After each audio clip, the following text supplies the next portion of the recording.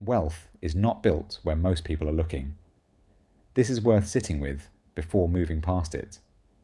The places attracting the most attention in financial markets are almost never where durable wealth is quietly being constructed. The stocks generating the most coverage are not reliably producing the most compounding. The strategies generating the most conversation are not reliably generating the most return across full cycles. The investors commanding the most attention are not reliably the ones whose results, examined across decades, justify that attention.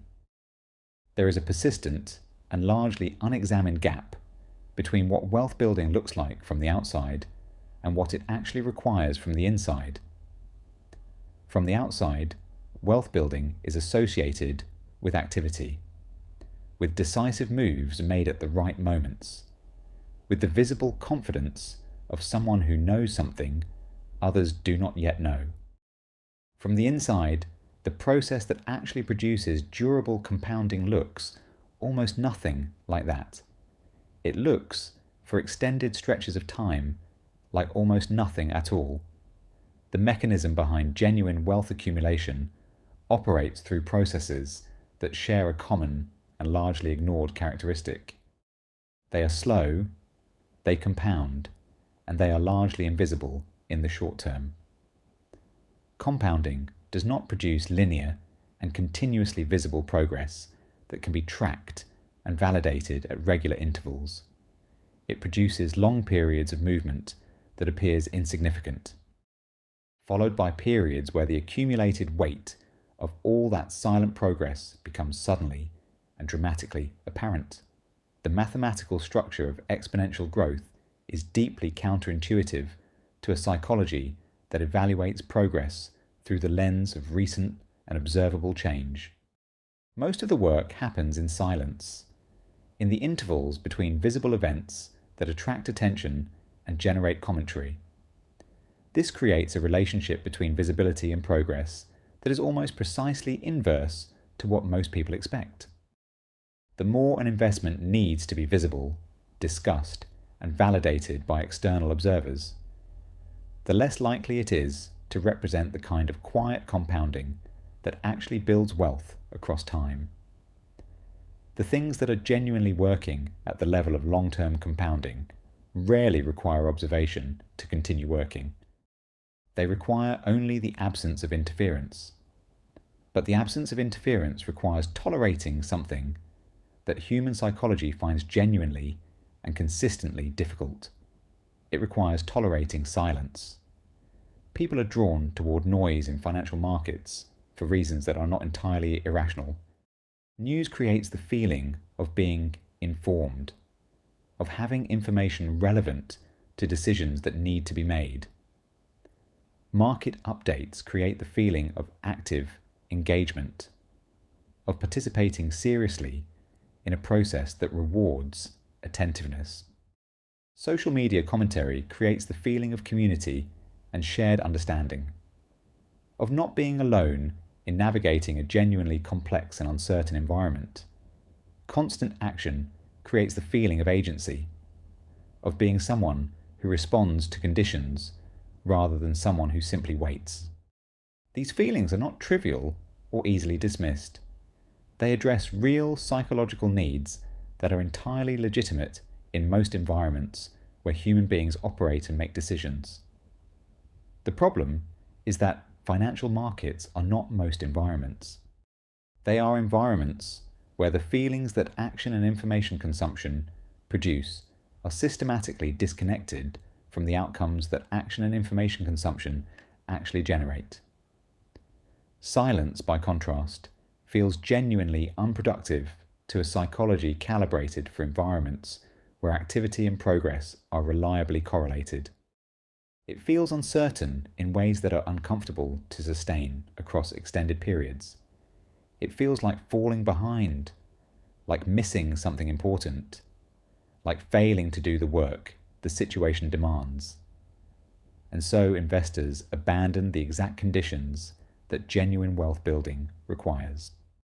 Not because they made a conscious decision to do so, but because the psychological experience of maintaining those conditions becomes too difficult to sustain against the continuous pressure of an environment designed to produce the opposite response. When this abandonment happens at the level of individual behavior, the consequences are specific and well documented. Constant reaction to market information interrupts the compounding process at precisely the moments when allowing it to continue undisturbed would have produced the most meaningful progress. Short-term thinking driven by the need for visible validation overrides the long-term positioning the strategy requires to deliver its expected return. Overtrading generates friction, tax drag, and decision fatigue that accumulate quietly across years into a substantial and largely invisible reduction in terminal wealth. Over-adjusting in response to normal variation treats the expected features of a sound strategy as problems requiring correction rather than conditions requiring patience. Over-consuming financial information creates a continuous stream of inputs that feel like signal and function largely as noise.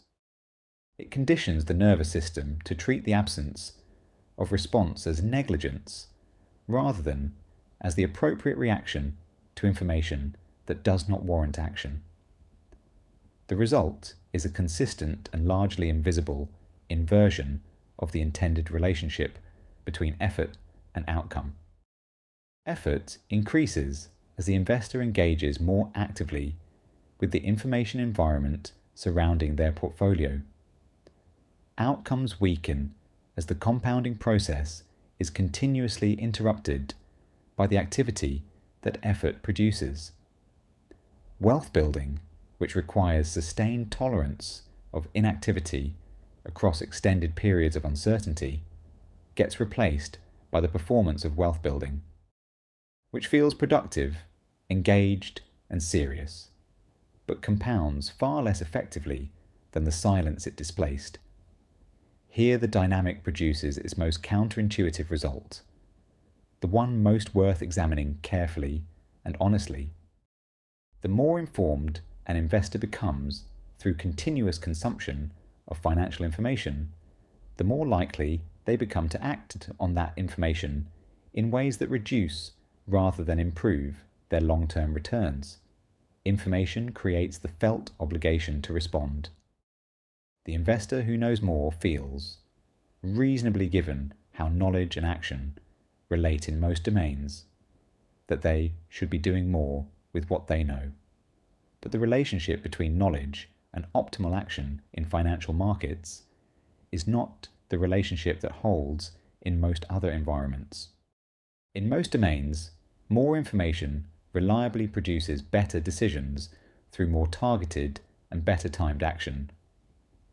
In financial markets, most of the information available at any given moment does not contain the kind of signal that warrants portfolio level action on any reasonable long-term time horizon. It contains noise that feels like signal because it is presented with urgency and consumed within a psychological context that frames response as responsibility. Intelligence becomes a specific kind of liability when it generates the analytical capability to construct compelling justifications for interventions the underlying investment process did not require and did not benefit from. The intelligent investor does not make fewer interventions because they know more. They make more interventions because knowing more makes each one feel increasingly justified. The analysis is rigorous and the reasoning is coherent, but the action it produces is still interference dressed in sophisticated language. The genuine edge in markets is not knowing more than other participants in any given moment. It is interfering less with a process that was already working before the interference began. That distinction is simple to state and genuinely difficult to act on, because interfering less requires overriding the instinct that knowledge creates obligation. And that instinct is strong, particularly in people who have built professional identities around the quality of their thinking and the decisiveness of their responses. The investors who build wealth quietly across long periods are not distinguished by the sophistication of their market analysis. They are not distinguished by the breadth of their information consumption or the confidence of their public positioning. They are distinguished by their tolerance for the psychological experience of silence. They allow time to do the work that time was already positioned to do, without requiring that work to be visible or validated at regular intervals to feel credible and worthwhile. They optimize for durability over speed, understanding that the strategies most likely to survive across full market cycles are rarely the ones producing the most attention or the most visible short-term progress. They optimize for consistency over intensity, understanding that the returns that matter most are the ones that compound uninterrupted across decades rather than the ones that impress across quarters. They have internalized at a level that actually shapes behavior rather than simply informing it, a single and quietly radical understanding. Nothing happening is often precisely where everything is happening. The silence surrounding a compounding portfolio is not evidence that the process has stalled or that attention is required. It is the sound of the process working exactly as it was designed to work, in the absence of the interference that would have slowed it, redirected it, or stopped it entirely. Wealth grows in environments that do not attract attention, because attention and the behavior it reliably produces are fundamentally incompatible with the conditions that compounding requires to function at its full mathematical potential. The absence of noise in a well-constructed long-term portfolio is not the absence of progress. It is the presence of a process that has been left alone long enough to begin demonstrating what it was always capable of producing.